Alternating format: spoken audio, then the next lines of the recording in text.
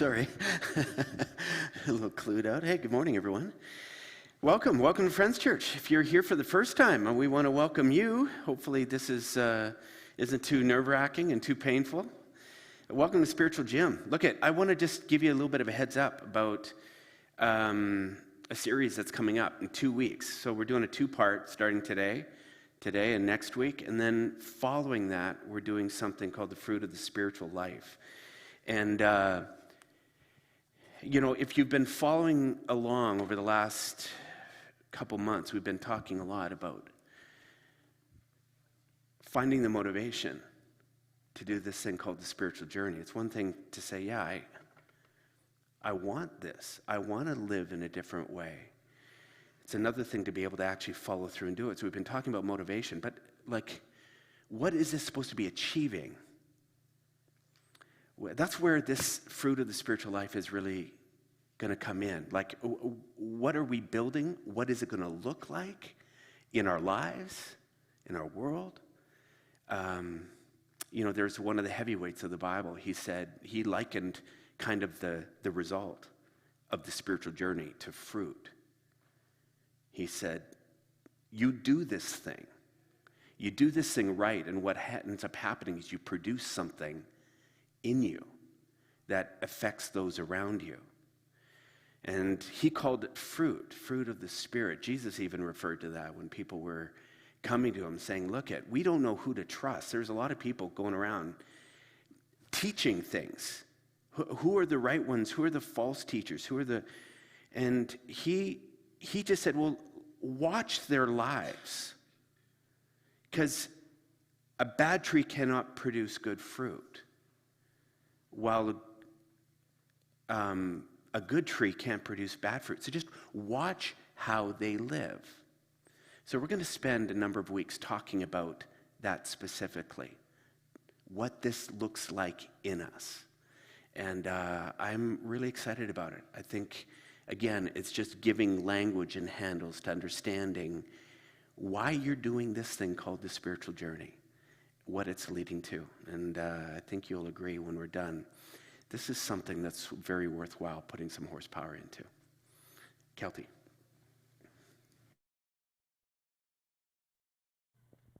Hey, good morning. My name is Kelty, and this is the part of our service we call Charitable Giving. It's an opportunity for me to share with you some of the great ways that you can give back to the church and help support the church.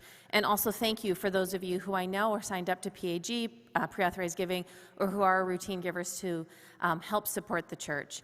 So today I can walk you through a little bit about if you have not signed up or if you're interested in a one-time gift, but like me, don't carry cash and want to just do that through the value of your phone.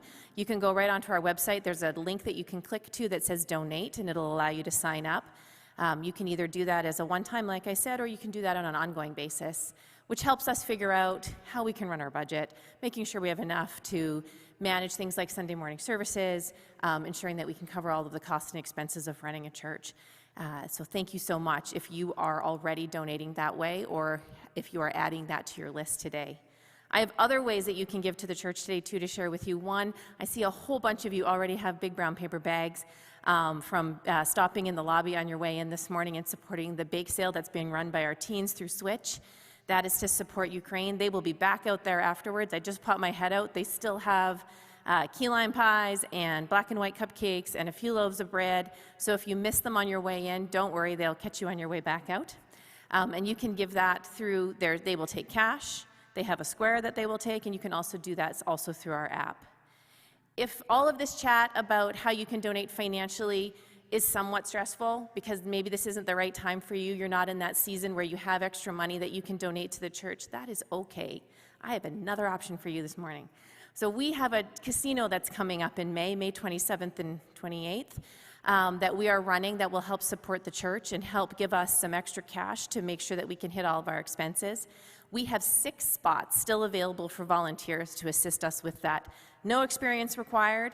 If you would like to donate your time, it's equivalent to about $1,800. So one shift of donation of your time at the casino is worth about $1,800 to the church.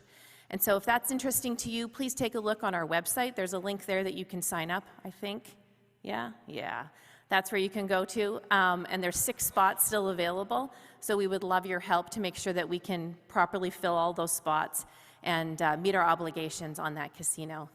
One last thing, if you're here this morning and you're planning on joining the discussion group after the church, they'll be meeting in the library, which is just down the hall to the right as you leave the church.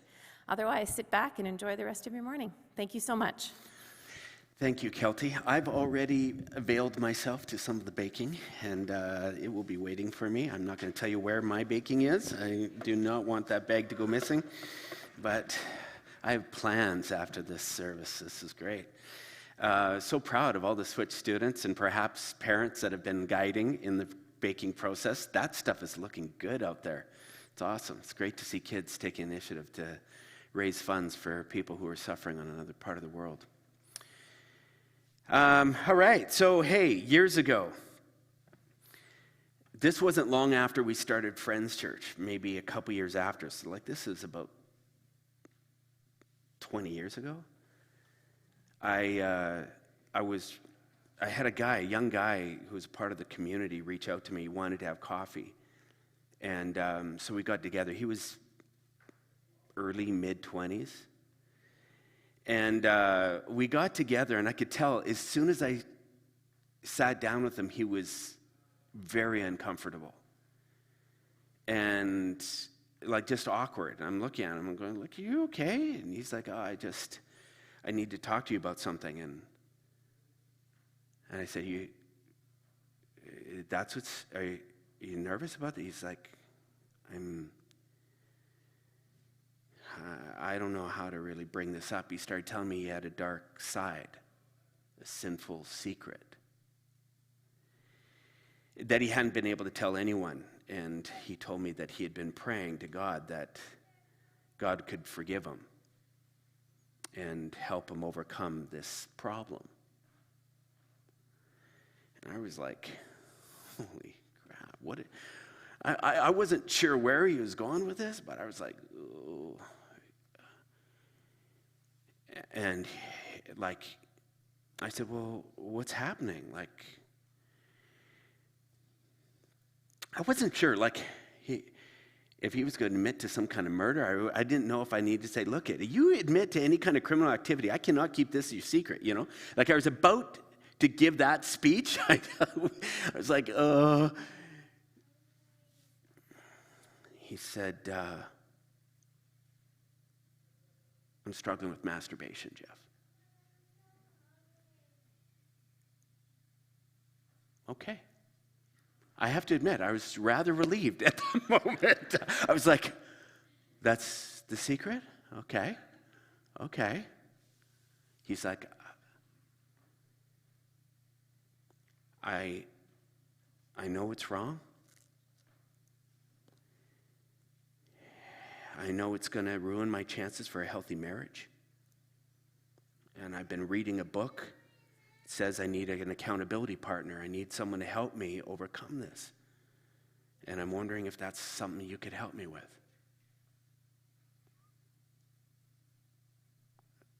I said, "Well, I'm not sure how that would work." But I said, Are you sure? Are you sure that God hates masturbation? Are you sure that that's going to ruin your chances for a healthy marriage? I just remember asking those questions. And how are you so sure about this, pal? And the look that he gave me when I just asked those questions was like, "Don't tell me you don't understand. Don't tell me you don't believe these things." He looked at me like he was so surprised that I would even question what he was saying. Now, I grew up in a similar kind of church tradition as, I'll call him Steve. I was familiar with where he was coming from. I mean, in the tradition that I grew up, they weren't really talking a lot about sex. It was kind of like sexual desire, like definitely not masturbation. No way. Like that was the M word, man. That didn't come up unless something really bad had gone down. But no, like it was never brought up. Every once in a while, some church leader would maybe stand up and would rail on the dangers of some of the modern sexuality that they were seeing on the TV. I remember one guy railing against Three's Company one year. It was a show on TV. How many remember Three's Company? That was my dirty little secret. Loved that show. But I could never watch it if Mom was around, you know. It was kind of like, we didn't have a remote control. You had to run to the TV and change the channel. But for the most part, in the circles I was raised in, unless you were in a heterosexual, monogamous, married relationship, sex, sexual desire, sexual pleasure was kind of an offside conversation. It was sinful. It was a sinful pleasure. You know, like it might feel good, but it was definitely wrong. So as Steve was explaining his internal torment about his forbidden masturbation and sexual pleasure that he had been engaging in, I felt for him. Like the only difference really between me and him was I was married. I mean, I fell into the right category now. I could have sex. I didn't have to feel guilty about anything I was doing with my wife. Here he was, this young, normal, unmarried guy whose hormones are raging. What's he supposed to do? That day I tried to get him to go easy on himself. I told him he wasn't some sexual deviant. That he wasn't spiritually backsliding. These were some of the terms and jargon that was used in our circles at that time. It's like God was angry. God was pissed off at him. I tried to tell him, I'm not certain that that's even a thing. And I don't know where we even got this. But I'm not, like I just felt, I could see the shame in him. But, you know, I just said, you're a young adult guy and you're horny. That's normal, pal. But he didn't like me saying that stuff. In fact, that made him very suspicious of me. It's like he thought I was some kind of agent of the devil that was justifying his sin. I'm just like, buddy, I'm just trying to help you. And he's like, no. He was so determined to hold on to that toxic shame and self-hatred. Like it was some badge of honor, some kind of penance to appease an angry God. You know, Steve was one story. But the truth is, in my line of work, I end up chatting with a lot of people. And over the years, I've had some really difficult conversations. I remember a friend coming out, married, great guy, kids that were the same age as me, my kids. I remember one time him pulling me aside. We're at a football practice. He said, Jeff, can I talk to you? We're a group of guys. I said, yeah, sure. Sit down. He says, no, can we go over here? He said, Jeff, I'm gay.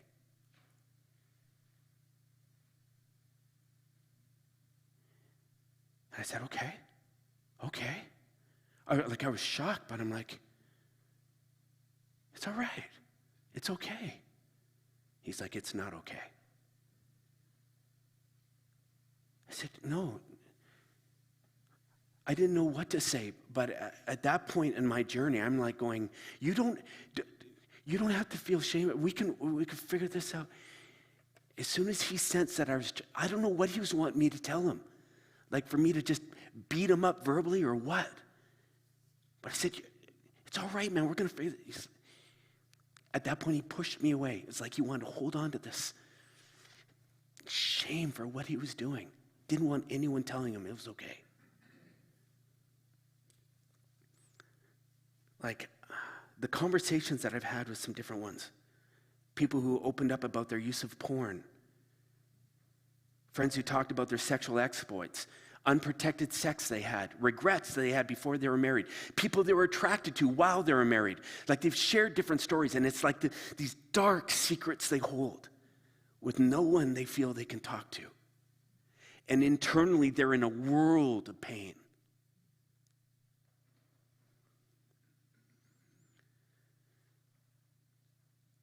There's just so many parts of our sexual lives that often are tormenting us.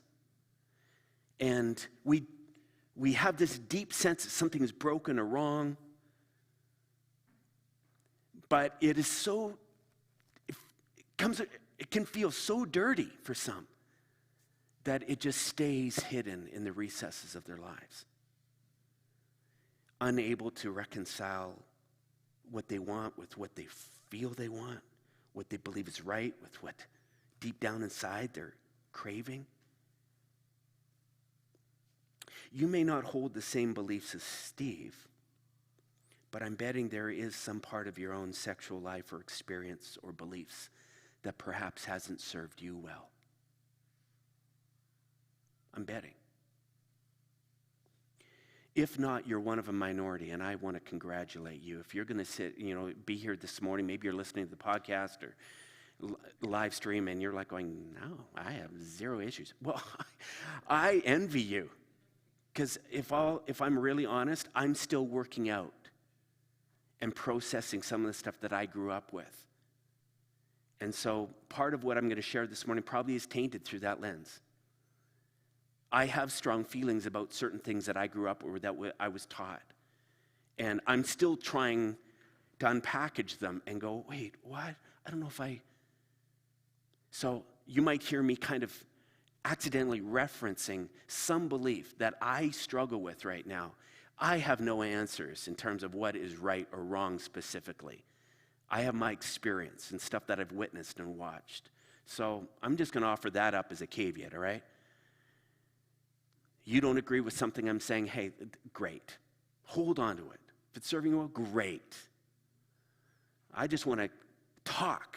I want to get out some of the stuff out into the open so we can just at least think deeply about what it is that we believe about some of this stuff. I mean, chances are, without you even realizing it, maybe you weren't raised in a religious upbringing.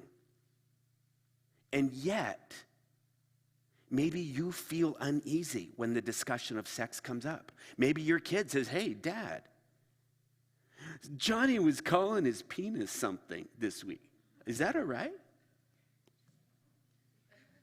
Talk to your mother about right? How many of us ever felt uncomfortable talking about sex with our parents? Maybe with our kids, even when other couples, you're sitting around and the topic comes up, it's like switching subjects. Sitting in the living room watching a movie, and all of a sudden a big hot sex scene comes on, and you're looking around going, I don't feel comfortable with you in the room here watching this too, kid. Do you ever feel guilty just trying to limit your sexual expression? Filtering? Tempering your words when certain people are around. It's like you say these things behind closed door, but now you got a whole different persona you put out here. Do you ever feel discomfort around nudity? I hear people talking about, those nude beaches in Europe. Can you believe that?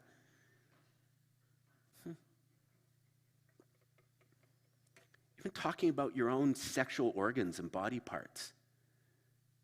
Penis, vagina, clitoris, orgasm, climax. Those words do not belong in church, Jeff. Yeah, you know what I'm talking about. I don't think we realize just how much sex is seen as our dirty little secret in society, whether you're religious or not. And yet it's a big part of society. The question I keep asking is why? Why is it our dirty little secret? Who told us this? Why is it so shameful, seen as something insidious or dark? Who told us that? And who told them?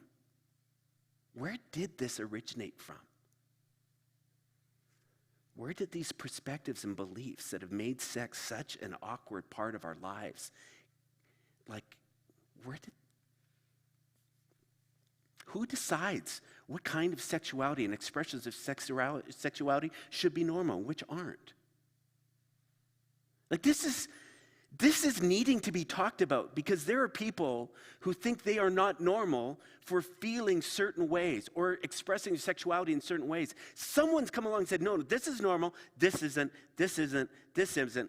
And I'm just here to say that I think there's been some people at the wheel shouldn't have been deciding some of this stuff. It's causing a lot of problems. At Friends Church, if we really believe that the spiritual journey is a movement toward fully integrated selves, healthy minds, bodies, spirits, we need to get straight on our sexual lives. We need sexually healthy perspectives that work for us. But in order to get there, sometimes we need to go back a ways. So they say in order to figure out where we're going, we need to know where we've been. And so that's really my role this morning, is to talk about perhaps some unhealthy, some sources that have shaped our sexuality, especially within religious circles. Now, I can't speak to every religion out there, every culture, but I can speak to the Christian culture and some Christian history where I think there have been some voices that have spoken very loudly, that have influenced the way we have talked about church or dealt with sex in the church. That's what I want to do this morning. If you're going to start anywhere, you got to start with the early church fathers. These were like the heavyweights. They wrote a lot about theology. Much of their theology is still being taught in churches today. In the 2nd century, a guy named Tertullian, he claimed that he would prefer the extinction of humankind over the evils of sexual intercourse. Can I repeat that? He would prefer human extinction over the evils of sexual intercourse. Pal, I got to tell you something. You're missing out. Okay, no. His counterpart, Origen, was so convinced of the evils of sexual intercourse that he took a knife and he castrated himself. These are guys that were considered theology heavyweights, writing and influencing the church into what they should be believing about God and life, the world around them. Jerome, 5th century, when he had a sexual desire or thought, he adopted a practice of throwing himself on a thorn bush to overwhelm himself with pain. This was his brain hack to teach himself that when he had an impure thought, he associated pain with it. He was way ahead of everyone. Brain hacks. Martin Luther, the father of the Protestant Reformation, he said intercourse is never without sin. Why were they so against sin or sex? Why did they see it as something so evil? Was it passages in the Bible that influenced this? Was it that they were simply reading the Bible and saying, this is what the Bible is telling us? Oh, sure, there are passages that warn of misguided and uncontrollable sexual appetites. Yep. But I got to tell you, for every one of those, there are many stories and passages in the Bible that speak of sex and sexuality in a very positive, very even non-traditional way that we would even understand it today. You know, the one man, one woman in a marriage, monogamous, heterosexual kind of context. Let me just explain some of the complexity when you start looking into the Bible. I mean, just start in the Song of Songs, also known as the Song of Solomon. I mean, this is an erotic poem in the Bible. There's one part, a woman is telling this story, and actually it's the dialogue between a woman and her lover. She says, "Let him kiss me with the kisses of his mouth, he responds by saying, I come to my garden. I eat my honeycomb with my honey. Open to me, my love, my dove, my perfect one. She responds, my beloved thrust his hand into the opening, and my inmost being yearned for him. But then for some reason in the story, he withdraws, and now she's left lamenting. She says, I opened to my beloved, but my beloved had turned and was gone. When you read what scholars have to say just about this passage alone, they say this speaks of an erotic desire that is postponed and then fulfilled and then postponed again. Vivid sexual language between two lovers. I could go on. Song of Solomon has some great stuff. But let's leave that for a second. What about the story of Ruth? Single woman. She's poor. Her and her mom, she's trying to figure out a way for them to survive. To be a single woman in that day and age, very difficult. So she seduces Boaz. The word was she uncovered his feet, which was a Hebrew euphemism for uncovering a man's genitals. If you said, oh, she uncovered his feet, back in that day, they would go. So she sleeps with them. They're not married. She sleeps with them. And in doing so, she secures, because Boaz was a wealthy guy, all of a sudden she secures survival for her and her mom and her family. And the Bible praises her for it, hails her as a hero. Says, that a girl, Ruth? Well done. Wait a second. You could read of the love of Jonathan that he had toward David. Been a lot of things written about that. A friendship so strong that Jonathan comes to love David more than he loves women. Oh, there's some people that would say, oh, no, I can explain that. Okay, that's fine. There are many different ways of looking at that kind of love. In these biblical passages, though, regardless of your interpretation, you will find expressions of sexual longing and fulfillment, relationships that aren't necessarily limited to just one husband and one wife, or even between a man and a woman. But it's definitely not presented as something evil and dirty. I mean, it could get really even more complicated. I mean, really, in Matthew, Jesus describes a sexuality where people are living like eunuchs, like they have been castrated. They have no sexual appetite. He's like, hey, if that works for you, great. You don't feel sexual attraction for other people. You don't get involved in a sexual relationship. Great. If it works for you, fill your boots. You just see all kinds of different sexual expression within the Bible. When someone tells me that the Bible makes it very clear what a healthy sexual life looks like, I go, really? Which part is clear? The many wives that everyone had in the Old Testament, and the concubines. Like, let's just go through all the different ways that this has looked. I'm not sure what is clear about what healthy sexuality looks like if you just go, well, the Bible says. The Bible says a lot of things. I say all that to say that our early church fathers, wherever they got their real negative view of sex and sexuality, I don't think that they got that from the Bible. In fact, experts have been talking a lot about this. They think that many of the early church fathers were heavily influenced by the most popular philosophies of their day that were very prevalent in their culture. They point to 3 real big daddy philosophies that were like, forget the church. This was like being kind of spread far and wide in their society of that time. One believed that our souls and minds are at war with our bodies. This was the dualism that Plato spoke of. Your body is craving all these sexual things, and your mind and your soul is at war with it. Be careful. Don't let your body win that war. Another philosophy believed that nothing should be done for the sake of pleasure. That was the Stoic philosophy of the Greco-Roman culture.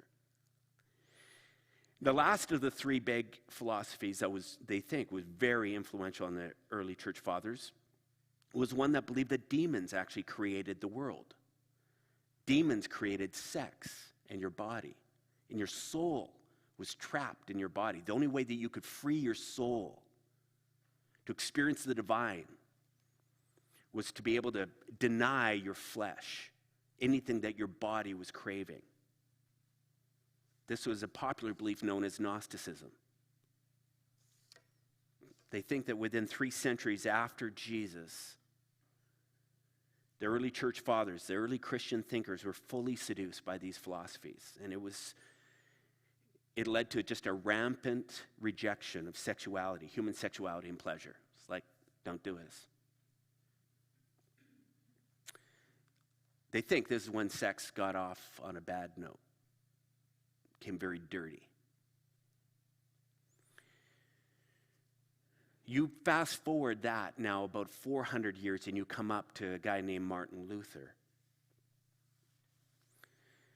We see these 400 years after Luther, and we see these philosophies alive and well. You hit the Victorian era. If you guys have studied history, you know this was a harsh time of restraint on sexuality, especially for women. Man, they were locking up their daughters, keeping them in the houses. I mean, the only women deemed worthy of marriage were the virgins, those who had abstained from sexual activity. It was weird. It was like such an ironic time because at that time, like England, London, 1887, they estimated the population about 2.4 million. In a city of 2.4 million, they estimated that there were 80,000 prostitutes. 80,000, 3% of the population were prostitutes. So in a day and age of such incredible restraint, you had this flip side, this dark underbelly, where there's rampant, it was just this weird contradiction, belief and yet practice. Even marital sex in this era was seen as a shameful necessity to married life. Sexual repression abounding, and yet prostitution flourishing. Yeah, crazy, bizarre and confusing. Fast forward another 100 years, and there was another development that experts seem to think really fueled a real difficult, awkward view of sexuality, and that was something known as the purity movement. Anyone ever heard of the purity movement? Maybe if you've been around in evangelical circles, yeah, see those hands. It was a campaign called True Love Waits. I was a youth pastor at the time in the 90s, and this thing started sweeping the country, especially the States, but it came up into Canada. An international Christian group that was promoting sexual abstinence outside of marriage. All the parents were applauding this, like this was the greatest thing that could have ever happened. It was created by the Southern Baptists, actually, based on this conservative view of human sexuality that would require one to remain sexually abstinent until married. So students were asked to make a pledge. The pledge was this: believing that true love waits, I make a commitment to God, myself, my family, my friends, my future mate, and to my future children, to be sexually abstinent from this day until the day I enter into a biblical marriage relationship. That was the pledge you made, but there was also some other things that you were pledging to. You were pledging to abstain not just from sex, but from sexual thoughts, sexual touching, pornography. Like they were closing up all the all the little, workarounds that kids were figuring out, It's like, no, you can't do porn, can't sexual touch, can't, and like anything that leads to sexual arousal, no, it's bad. Sign off. Well, this campaign took off. By the late 1990s, there were rock bands touring the country promoting this stuff. The big guys, the Catholics, got on board, huge. Assembly of God. These were big denominations representing hunts. In fact, they estimated that 2.5 million students had taken the pledge within about a 5-year period. This thing was cooking with gas. Even Britney Spears took the pledge. I don't know if you heard that story. That's another day. Anyways, she was dating Justin Timberlake at the time. That was big news. By 2004, though, the movement had petered out, leaving some stuff behind that just didn't seem healthy. And to be honest, as a pastor, I'm still mopping up some of the carnage from that scenario, from this campaign. I'll go into that in a moment. I'm no expert on human sexuality, not claiming to be. Like I said, I'm still recovering from some of my own journey around sexuality and what I grew up believing or thinking within the church. But you hear enough stories, you watch enough conversations go down, enough people open up. It doesn't take a rocket scientist to observe that some of these things that have been believed and said and promoted, especially within the Christian realm, have not led to healthy forms of sexuality. Something has gone squirrely. And I just want to share a couple observations. One is something really goes squirrely when we move into this act of sexual repression, where we start trying to keep things under the wrap, forcing. You sign a pledge. No, you make a commitment. You're not going to do this. And so you try to control behavior with this sense of that is bad, that is wrong, that is, you're not allowed to. We don't talk about that. I mean, in what world does that work? You tell a kid, don't go into that room. Don't touch that hot burner. Don't stick your tongue on that cold piece of pipe. Like, you name it. Don't. You're not allowed. Adam and Eve, don't you eat that fruit. What fruit? Right? It is the human condition.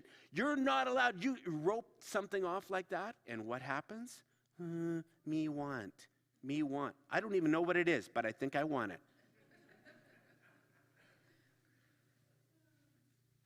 We try to control behavior by guilting and shaming and creating fear instead of us just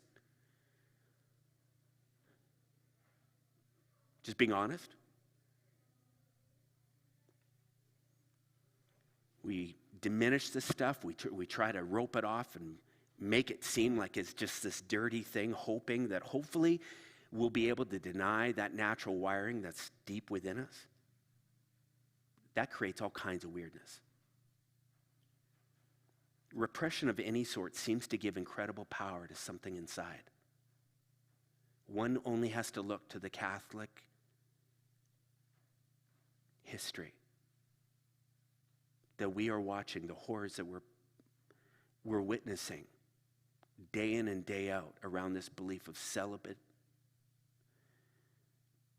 This is sounding judge. I don't know how you explain what went down there and what is continuing to go down there.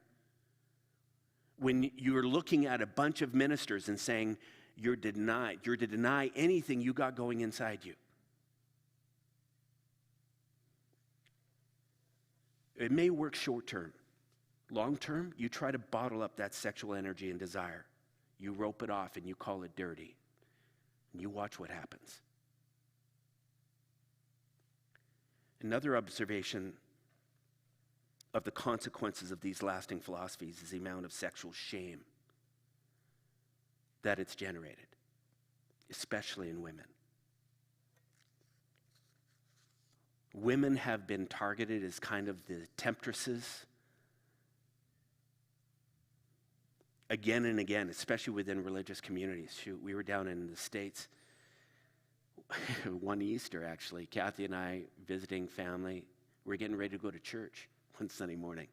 I don't usually go to church when I'm on holidays, but my parents had a church and they're all going, so we said, oh, let's go. We get dressed up, and it was Sunday morning. We were still in the house before we were leaving, and Kathy goes into the kitchen. She's talking with my mom, and I'm getting ready.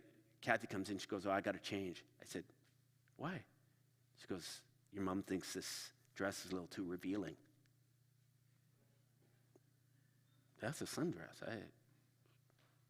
Really? She goes, yeah. I was like, what's that dress going to do? Like, what? Like, wait, what? And yet, it was just a reminder, oh yeah. Because if you show any skin, you might cause some guy in that room to stumble. It might cause them to sin sexually you better cover. I was like, whoa, wow, okay. So I gotta hide myself. I'm worried about what kind of monsters are looking around and what they might be thinking.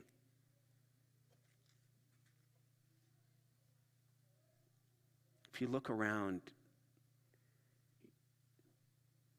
maybe you don't have to look around.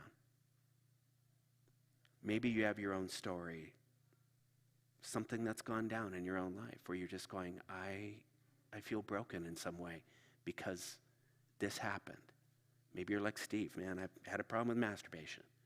Maybe it was premarital sex. Maybe you had sex before marriage and you're always told, you do that. Damaged goods. God can't bless a marriage. Maybe there was an unwed pregnancy. Maybe you recognize you're not straight. That you don't have the accepted orientation. You need to deal with all the shame that was involved when you shared your secret with people that didn't accept that. Think about kids I've talked to who have been reprimanded by their parents because their parents discovered porn on the computer. Parents freaked out.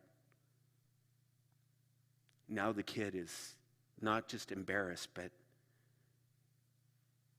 isn't sure what to do with just the mess. Mom's looking at him like he's some kind of pervert. But this is just everyday stuff. The sexual shame that people are living with, it's just dark.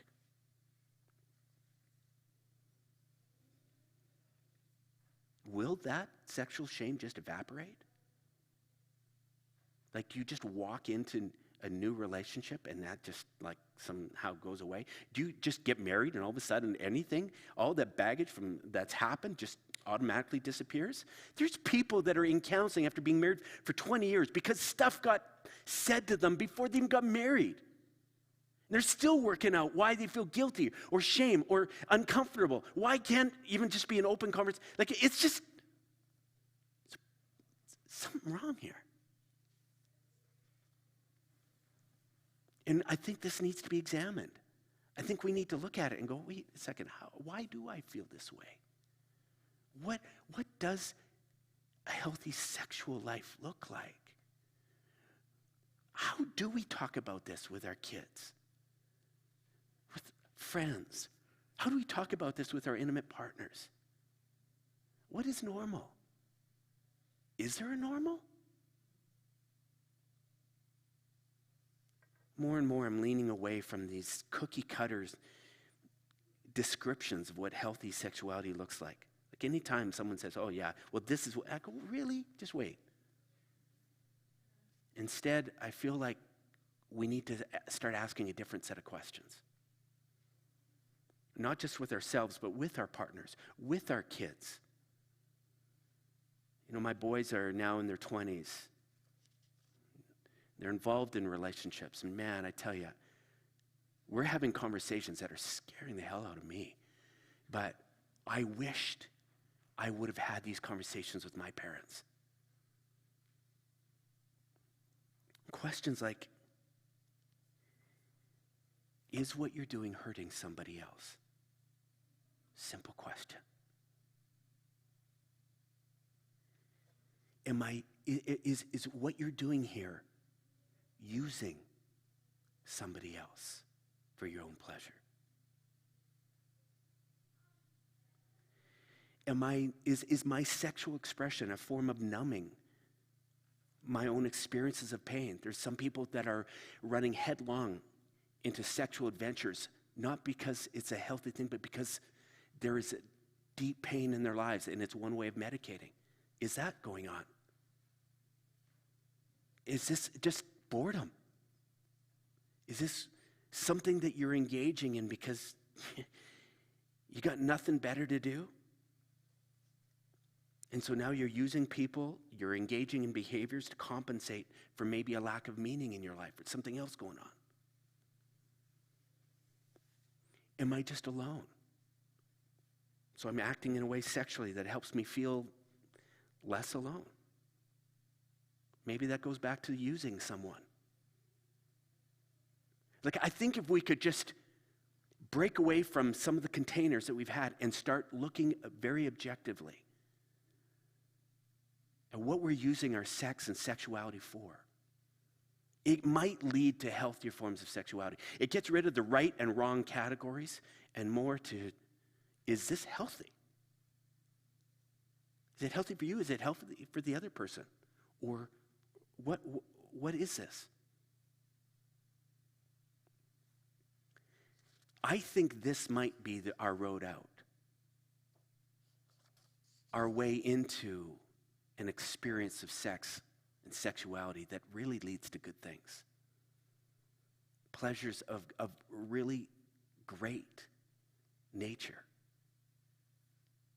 Let me ask you something. Are there messages from your upbringing that you have embraced, knowingly or unknowingly, subconsciously, that have shaped your sexuality in a way that hasn't been helpful? Are there beliefs you've maybe inherited even that need reevaluation, that need greater scrutiny, need someone saying, wait a second, where did that come from? Who told you that? Who told me that?